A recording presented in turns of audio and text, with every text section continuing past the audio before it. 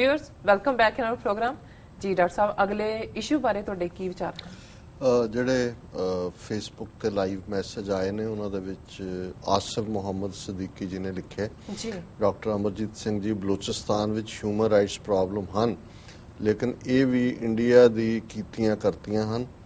ਦੂਜੀ ਗੱਲ ਇਹ ਹੈ ਕਿ ਮਜ਼ਬੂਤ ਪਾਕਿਸਤਾਨ ਹੀ ਕਸ਼ਮੀਰ ਅਫਗਾਨਿਸਤਾਨ ਵਾਸਤੇ ਨਾ ਗੁਜ਼ਾਰ ਹੈ ਤੇ ਖਾਲਿਸਤਾਨ ਰਿਆਸਤ ਜਦੋਂ ਵੀ ਬਣੇਗੀ ਪਾਕਿਸਤਾਨ ਦੇ ਮੁਫਾਦ ਵਿੱਚ ਹੋਵੇਗੀ ਇਨਸ਼ਾਅੱਲਾ।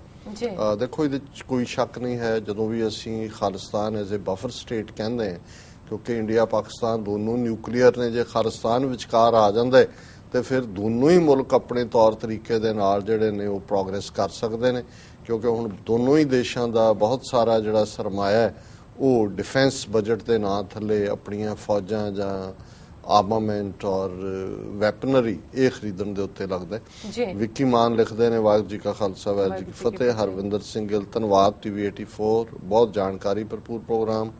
ਬਲਜੀਤ ਸਿੰਘ ਜੀ ਨੇ ਵੀ ਫਤਿਹ ਅਰਜ਼ ਕੀਤੀ ਹੈ ਤੇ ਸਾਹਿਬ ਸਿੰਘ ਢਿੱਲੋਂ ਕਹਿੰਦੇ ਨੇ ਗੁੱਡ ਜੌਬ। ਸੋ ਇਹਨਾਂ ਸਾਰੇ ਵੀਰਾਂ ਦਾ ਸ਼ੁਕਰੀਆ। ਅਸੀਂ ਇਹ ਵੀ ਦੱਸਣਾ ਚਾਹੁੰਦੇ ਹਾਂ ਕਿਉਂਕਿ ਇਹਨੂੰ ਅਸੀਂ ਸੈਗਮੈਂਟਸ ਦੇ ਵਿੱਚ ਹੁਣ ਲਾਈਵ ਕਰਨ ਲੱਗੇ ਪਾਉਂਦੇ ਹਾਂ ਤਾਂ ਕਿ ਜਿਹੜੇ ਟੌਪਿਕਸ ਨੇ ਉਹ ਬਾਅਦ ਦੇ ਵਿੱਚ ਵੀ ਜੇ ਸਰਕੂਲੇਟ ਕਰਨੇ ਹੋਣ ਤੇ ਸੌਖ ਰਹੇ। ਸੋ ਉਹਦੇ 'ਚ ਥੋੜ੍ਹੀ ਜਿਹੀ ਇੰਟਰਪਸ਼ਨ ਹੁੰਦੀ ਹੈ ਜਦੋਂ ਕਿ ਇੱਕ ਸੈਗਮੈਂਟ ਮੁੱਕਦਾ ਲੇਕਿਨ ਉਸ ਦਾ ਮਤਲਬ ਹੁੰਦਾ ਹੈ ਕਿ ਹੁਣ ਦੂਸਰਾ ਸੈਗਮੈਂਟ ਸ਼ੁਰੂ ਹੋਏਗਾ। ਦੂਸਰਾ ਇਸ਼ੂ ਕਿਉਂਕਿ ਨੇਪਾਲ ਦੇ ਉੱਤੇ ਅਸੀਂ ਬਹੁਤ ਸਾਰੇ ਪ੍ਰੋਗਰਾਮ ਕੀਤੇ ਖਾਸ ਤੌਰ ਤੇ ਅਰਥਕੁਏਕ ਨੇਪਾਲ 'ਚ ਆਉਣ ਤੋਂ ਲੈ ਕੇ ਜਿਸ ਤਰੀਕੇ ਨਾਲ ਭਾਰਤ ਨੇ ਉਹਨਾਂ ਦੀਆਂ ਏਜੰਸੀਆਂ ਨੇ ਉੱਤੇ ਇੰਟਰਫੇਰੈਂਸ ਕੀਤੀ, ਮਦੇਸੀਆਂ ਨੂੰ ਖੜਾ ਕਰਕੇ ਉੱਥੇ ਸਿਵਲ ਵਾਰ ਵਰਗੀ ਸਿਚੁਏਸ਼ਨ ਬਣਾਉਣ ਦੀ ਕੋਸ਼ਿਸ਼ ਕੀਤੀ। ਮਿਸਟਰ ਆਇਲੀ ਜਿਹੜੇ ਪ੍ਰਾਈਮ ਮਿਨਿਸਟਰ ਬਣੇ ਉਹਨਾਂ ਨੇ ਜਿਹੜਾ ਉਹ ਬੜੀ ਕਲੀਅਰਲੀ ਆਰਟੀਕੂਲੇਟ ਕੀਤੀ ਪੋਜੀਸ਼ਨ ਔਰ ਉਹ ਸਾਰੇ ਕ੍ਰਾਈਸਿਸ ਜਦੋਂ ਭਾਰਤ ਨੇ ਇਕਨੋਮਿਕਲ ਬਲੌਕੇਡ ਕੀਤਾ ਨੇਪਾਲ ਦਾ, ਨੇਪਾਲ ਕਾਫੀ ਚਾਈਨਾ ਦੀ ਜਿਹੜੀ ਹੈ ਉਸ ਦੇ ਨਾਲ ਨੇੜਤਾ ਵੱਲ ਵਧਿਆ ਔਰ ਨਤੀਜੇ ਦੇ ਤੌਰ ਤੇ ਰੇਲਵੇ ਲਾਈਨ ਔਰ ਹੋਰ ਬਹੁਤ ਸਾਰੇ ਜਿਹੜੇ ਨੇ ਉਹਨਾਂ ਨੇ ਪ੍ਰੋਜੈਕਟ ਜਾਂ ਸਮਝੌਤਿਆਂ ਤੇ ਦਸਤਖਤ ਕੀਤੇ। ਭਾਰਤ ਨੇ ਮਦੇਸੀ ਜਿਹੜਾ ਉਹਨਾਂ ਦਾ ਕੁਝ ਜ਼ਿਲ੍ਹੇ ਇਹਨਾਂ ਦੇ ਬਿਹਾਰ, ਉੱਤਰਾਖੰਡ, ਯੂਪੀ ਦੇ ਨਾਲ ਲੱਗਦੇ ਨੇ ਉੱਥੇ ਭਾਰਤੀ ਮੂਲ ਦੇ ਲੋਕ ਰਹਿੰਦੇ ਨੇ ਜਿਨ੍ਹਾਂ ਨੂੰ ਮਦੇਸੀ ਕਿਹਾ ਜਾਂਦਾ ਉਹਨਾਂ ਤੋਂ ਲਗਾਤਾਰ ਬਗਾਵਤ ਇਹਨਾਂ ਦੀਆਂ ਏਜੰਸੀਆਂ ਔਰ ਇਹਨਾਂ ਦੇ ਫੌਜੀ ਜਿਹੜੇ ਨੇ ਸਿਵਲ ਕੱਪੜਿਆਂ 'ਚ ਕਰਦੇ ਰਹੇ ਪਰ ਨੇਪਾਲੀਆਂ ਨੇ ਪਰਵਾਹ ਨਹੀਂ ਕੀਤੀ।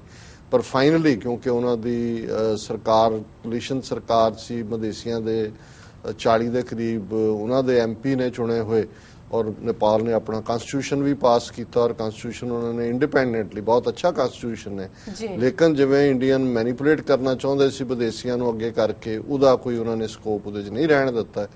ਨਤੀਜੇ ਦੇ ਤੌਰ ਤੇ ਇਹ ਮੈਨੂੰ ਲੱਗਦਾ ਹੈ ਕਿ ਵੀ ਇਹ ਜਿਹੜਾ ਹੁਣ ਨੇਪਾਲ ਦਾ ਪ੍ਰਾਈਮ ਮਿਨਿਸਟਰ ਬਣਿਆ ਮਿਸਟਰ ਪ੍ਰਚੰਡਾ, ਬੇਸ਼ੱਕ ਇਹ ਇੱਕ ਜ਼ਮਾਨੇ ਦੇ ਵਿੱਚ ਜਿਹੜੀ ਇਨਸਰਜੈਂਸੀ ਨੇਪਾਲ ਚੱਲੀ ਉਹਦਾ ਲੀਡਰ ਸੀ ਔਰ ਪੂਰਾ ਇੱਕ ਗੁਰਿਲਾ ਫਾਈਟ ਦਿੱਤੀ ਇਹਨਾਂ ਨੇ ਪਰ ਕਿਤੇ ਨਾ ਕਿਤੇ ਜ਼ਿੰਦਗੀ 'ਚ ਉਹ ਮੁਕਾਮ ਆ ਜਾਂਦਾ ਤੁਸੀਂ ਥੱਕ ਹਾਰ ਜਾਂਦੇ ਹੋ, ਐਸ਼ੀ ਵੱਲ ਰੁਚੀਆਂ ਹੋ ਜਾਂਦੀਆਂ ਨੇ ਕਿਉਂਕਿ ਇਹ ਜਦੋਂ ਪਹਿਲੀ ਵਾਰ ਰੈਵੋਲੂਸ਼ਨ ਤੋਂ ਬਾਅਦ ਪ੍ਰਾਈਮ ਮਿਨਿਸਟਰ ਬਣਿਆ ਸੋ ਬਹੁਤ ਸਾਰੇ ਇਲਜ਼ਾਮ ਲੱਗੇ ਕਿ ਕਿਵੇਂ ਪੈਸੇ ਦੀ ਕੁਵਰਤੋਂ ਹੋ ਰਹੀ ਹੈ ਔਰ ਹੁਣ ਇਹ ਪੁਸ਼ ਸੀ ਬਿਹਾਈਂਡ ਲੇਕਿਨ ਇੰਡੀਅਨ ਏਜੰਸੀਆਂ ਦੀ ਮਦਦ ਦੇ ਨਾਲ ਮਿਸਟਰ ਆਇਲੀ ਨੂੰ ਪਾਸੇ ਕਰ ਦਿੱਤਾ ਗਿਆ। ਇਹ ਵਾਪਸ ਆਇਆ ਔਰ ਜਿਸ ਕਿਸਮ ਦੀ ਹੁਣ ਖੁਸ਼ੀ ਇੰਡੀਅਨ ਪੋਲੀਟੀਸ਼ੀਅਨਸ ਦੇ ਚਿਹਰਿਆਂ ਤੇ ਦੇਖੀ ਜਾ ਰਹੀ ਹੈ, ਪ੍ਰਚੰਡਾ ਪ੍ਰਾਈਮ ਮਿਨਿਸਟਰ ਬਣਨ ਤੋਂ ਬਾਅਦ ਭਾਰਤ ਦੇ ਦੌਰੇ ਤੇ ਆਇਆ ਔਰ ਇਹ ਸਾਰੀ ਗੱਲਬਾਤ 'ਚ ਭਾਰਤ ਨੇ ਜਿਹੜਾ ਜਿਸ ਤਰੀਕੇ ਨਾਲ ਇੱਕੋ ਹੀ ਇਸ਼ੂ ਇਹਨਾਂ ਨੇ ਹਾਈਲਾਈਟ ਰੱਖਿਆ ਔਰ ਖਬਰ ਦਾ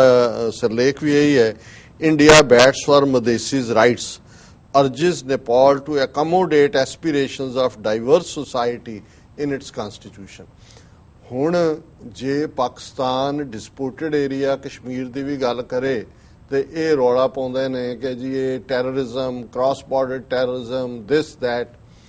ਹੁਣ ਨੇਪਾਲ ਇੱਕ ਇੰਡੀਪੈਂਡੈਂਟ ਮੁਲਕ ਹੈ ਜੀ। ਭਾਰਤ ਸਰਕਾਰ ਆਫੀਸ਼ੀਅਲੀ ਨੇਪਾਲ ਨੂੰ ਕਹਿ ਰਹੀ ਹੈ ਕਿ ਜੀ ਤੁਸੀਂ ਆਪਣੇ ਕਨਸਟੀਟਿਊਸ਼ਨ 'ਚ ਸੁਧਾਰ ਕਰਕੇ ਆ ਜਿਹੜੇ ਲੋਕ ਨੇ ਇਹਨਾਂ ਨੂੰ ਹੱਕ ਦਿਓ।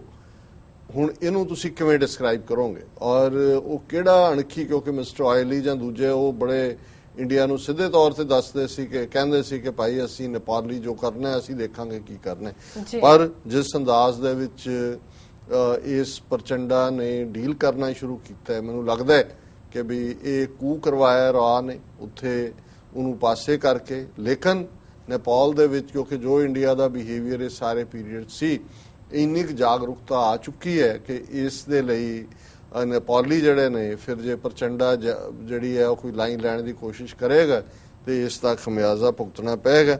India and Nepal today took the first step forward in bringing an old historical relationship back to the level of trust it enjoyed some years ago. The visit of the newly appointed Nepalese Prime Minister Prachanda here has given both countries an opportunity to discuss many of the outstanding issues in the relationship. ਹੁਣ historical ਹੋ ਗਏ, old ਹੋ ਗਏ, ਜਦੋਂ ਤੁਸੀਂ ਉਹਨਾਂ ਦੇ ਬੱਚੇ ਮਾਰੇ ਨੇ, ਦਵਾਈਆਂ ਖੋਣੋ, ਭੁੱਖੇ ਮਾਰੇ ਨੇ, ਇਕਨੋਮਿਕਲ ਬਲੌਕੇਡ ਕੀਤਾ ਮਹੀਨਿਆਂ ਬੱਧੀ, ਉਦੋਂ ਤੁਹਾਡਾ ਕਿੱਥੇ ਗਿਆ ਸੀ ਪਸ਼ੂਪਤੀ ਮੰਦਰ? ਔਰ ਨੇਪਾਲ ਜਿਹਦਾ ਧਰਮ ਹਿੰਦੂ ਰਿਹਾ ਹੈ ਹੁਣ ਤੱਕ 240 ਸਾਲ ਮੋਨਾਰਕੀ ਤੋਂ ਪਹਿਲਾਂ। ਔਰ ਇਹਨਾਂ ਨੂੰ ਤਕਲੀਫ ਹੀ ਇਹ ਹੈ ਕਿ ਨੇਪਾਲ ਨੇ ਕਨਸਟੀਟਿਊਸ਼ਨ 'ਚ ਹਿੰਦੂ ਧਰਮ ਨੂੰ ਸਟੇਟ ਰਿਲੀਜਨ ਨਹੀਂ ਬਣਾਇਆ ਔਰ ਉੱਥੇ ਜਿਹੜੇ ਇਹ ਮਦੇਸੀਆਂ ਰਾਹੀਂ ਉੱਥੇ ਆਪਣਾ ਹੱਥ ਰੱਖਣਾ ਚਾਹੁੰਦੇ ਸੀ ਡਿਸੀਜਨ ਮੇਕਿੰਗ 'ਚ, ਉਹ ਉਹਨਾਂ ਨੇ ਨਹੀਂ ਕੀਤਾ। It is reliably learned that during the discussions between Prachanda and Prime Minister Modi, the issue of Nepal making amendments in its constitution came up, and India remains hopeful that Nepal will make these amendments in order to make the constitution as an inclusive document. ਹੁਣ constitution Nepal ਦਾ ਹੈ, ਭਾਰਤ ਦਾ prime minister ਕੀ discuss ਕਰ ਰਿਹਾ ਉਹਦੇ ਨਾਲ, ਜਾਂ ਇਹਨਾਂ ਦਾ ਕਿਹੜਾ ਹੱਕ ਬਣਦਾ ਹੈ ਕਿ ਉਹ ਉਹਨਾਂ ਨੂੰ ਕਹਿਣ ਕਿ ਤੁਸੀਂ constitution 'ਚ ਕੀ ਰੱਖਣਾ ਹੈ ਕੀ ਨਹੀਂ ਰੱਖਣਾ ਹੈ। ਫਿਰ ਜਿਹੜੇ people familiar with the development said India remains optimistic that the new government of Nepal under Prachanda will do the needful. ਹੁਣ ਇਹਨਾਂ ਨੂੰ ਇੱਕੋ ਇੱਕ ਹੈ ਕਿ ਸੰਵਿਧਾਨ ਬਦਲੋ ਔਰ ਸਾਡਾ ਉਹਦੇ ਵਿੱਚ ਜਿਹੜਾ ਪੂਰਾ I am confident that under your wise leadership Nepal will successfully implement the constitution through inclusive dialogue, accommodating the aspirations of all sections of your diverse society, Prime Minister Modi said. ਹੁਣ ਉਹਨਾਂ ਲੋਕਾਂ ਦਾ ਮੁਲਕ ਹੈ, ਉਹਨਾਂ ਨੇ ਦੇਖਣਾ ਹੈ ਵੀ ਉਹਨਾਂ ਨੇ ਸਾਰੇ ਸਿਟੀਜ਼ਨਸ ਨੂੰ ਕਿਵੇਂ ਨਾਲ ਲੈ ਕੇ ਚੱਲਣਾ। ਹੁਣ ਇਹੀ ਗੱਲ ਜੇ ਪਾਕਿਸਤਾਨ ਕਸ਼ਮੀਰ ਬਾਰੇ ਕਮੈਂਟ ਨਹੀਂ ਕਰ ਸਕਦਾ, ਔਰ ਇਹੀ ਗੱਲ ਅਸੀਂ ਕਹਿਣਾ ਚਾਹੁੰਦੇ ਹਾਂ ਕਿ ਜਿਸ ਹੱਦ ਤੱਕ ਜਾ ਕੇ ਹੁਣ ਭਾਰਤ ਨੇ ਨੇਪਾਲ ਦੇ ਵਿੱਚ ਇੰਟਰਫੀਰੈਂਸ ਕੀਤੀ ਹੈ ਪਿਛਲੇ ਸਾਰੇ ਸਾਲਾਂ 'ਚ ਜੀ, ਪਾਕਿਸਤਾਨ ਖਾਲਿਸਤਾਨ ਦੇ ਮੁੱਦੇ ਤੇ ਕਿਉਂ ਨਹੀਂ ਬੋਲ ਸਕਦਾ? ਕਸ਼ਮੀਰ ਦੇ ਤਾਂ ਉਹ ਬੋਲੇਗਾ ਔਰ ਉਹਨੂੰ ਬੋਲਣਾ ਵੀ ਚਾਹੀਦਾ, ਹੋਰ ਕੁਝ ਕਰਨਾ ਚਾਹੀਦਾ। ਲੇਕਿਨ ਮੈਂ ਸਮਝਦਾ ਹਾਂ ਵੀ ਹੁਣ ਉਹ ਟਾਈਮ ਆ ਗਿਆ ਕਿ ਪਾਕਿਸਤਾਨ ਖਾਲਿਸਤਾਨ ਦੇ ਮੁੱਦੇ ਦੇ ਉੱਤੇ ਕਲੀਅਰਲੀ ਕਿ ਭਾਈ 47 ਤੱਕ ਸਾਡਾ ਹਿੱਸਾ ਸੀ, ਇਹ ਥਰਡ ਐਂਟੀਟੀ ਥਰਡ ਨੇਸ਼ਨ ਸੀ ਉਸ ਡਿਵੀਜ਼ਨ ਦੇ ਵੇੜੇ, ਔਰ ਇਹਨਾਂ ਦੇ ਨਾਲ ਧੱਕਾ ਹੋ ਰਿਹਾ ਔਰ ਅਸੀਂ ਇਹਨਾਂ ਦੀ ਜਿਹੜੀ ਹੈ ਉਹ ਹਮਾਇਤ ਕਰਦੇ।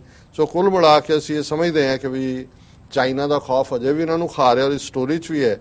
China is always the unspoken elephant in the room when it comes to Nepal.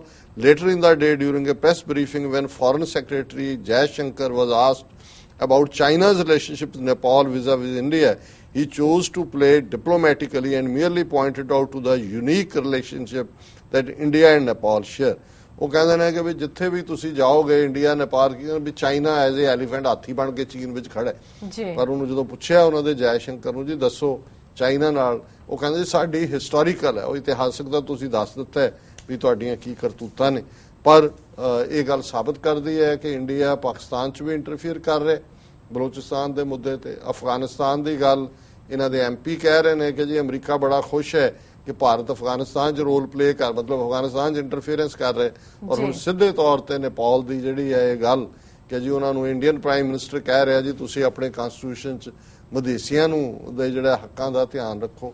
ਤੇ ਫਿਰ ਹੁਣ ਪਾਕਿਸਤਾਨ ਨੂੰ ਕੌਣ ਰੋਕ ਰਿਹਾ ਹੈ ਕਿ ਉਹ ਜਿਹੜਾ ਇਹਨਾਂ ਇਸ਼ੂਜ਼ ਦੇ ਉੱਤੇ ਜਿਹੜੇ ਵਿਦਨ ਨੇ ਸਾਊਥ ਏਸ਼ੀਆ 'ਚ ਕਿਉਂ ਆਵਾਜ਼ ਨਹੀਂ ਚੁੱਕ ਸਕਦਾ? ਜੀ ਡਾਕਟਰ ਸਾਹਿਬ ਇੱਥੇ ਲੈਣਾ ਬ੍ਰੇਕ। ਵਿਊਅਰਸ ਵਿਚਾਰਾਂ ਦਾ ਸਿਲਸਿਲਾ ਇਸ ਤਰ੍ਹਾਂ ਚੱਲਦਾ ਰਹੇਗਾ, ਮਿਲਦੇ ਹਾਂ ਛੋਟੇ ਵਕਫੇ ਤੋਂ ਬਾਅਦ।